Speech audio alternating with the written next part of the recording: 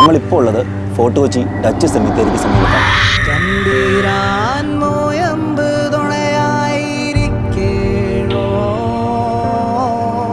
1663 മുതൽ 1795 വരെ ഇവിടെ ഒരു ഡച്ച് ഭരണ കാലഘട്ടമുണ്ടായിരുന്നു. ആ കാലഘട്ടത്തിൽ മരിക്കുന്ന ഡച്ചുകാരെ അടക്കം ചെയ്യുന്നതിനായി 1724 പണി കഴിപ്പിച്ചതാണ് ഈ സെമിത്തേരി.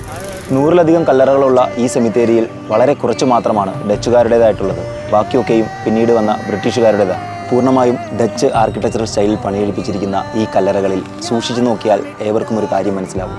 ഇവയിൽ ഒന്നിൽ പോലും കുരിശുകൾ കാണുന്നില്ല. ക്രിസ്ത്യാനിറ്റി ഫോളോ ചെയ്തിരുന്നവരായിരുന്നെങ്കിൽ പോലും അവർ പ്രൊട്ടസ്റ്റൻസ് ആയിരുന്നു എന്നതിന് തെളിവാണിത്. ഫോർട്ട് കൊച്ചി സന്ദർശിക്കുന്നവർ മറക്കാതെ ഡച്ച് സെമിത്തേരിയും കാണാനെത്തുക. കാരണം ഇത് കേവലം ശവക്കല്ലറകൾ മാത്രമല്ല, സംസ്കാരങ്ങളുടെയും രാജ്യങ്ങളുടെയും ഇഴപിരിയലിൻ്റെ അടയാളങ്ങളാണ്.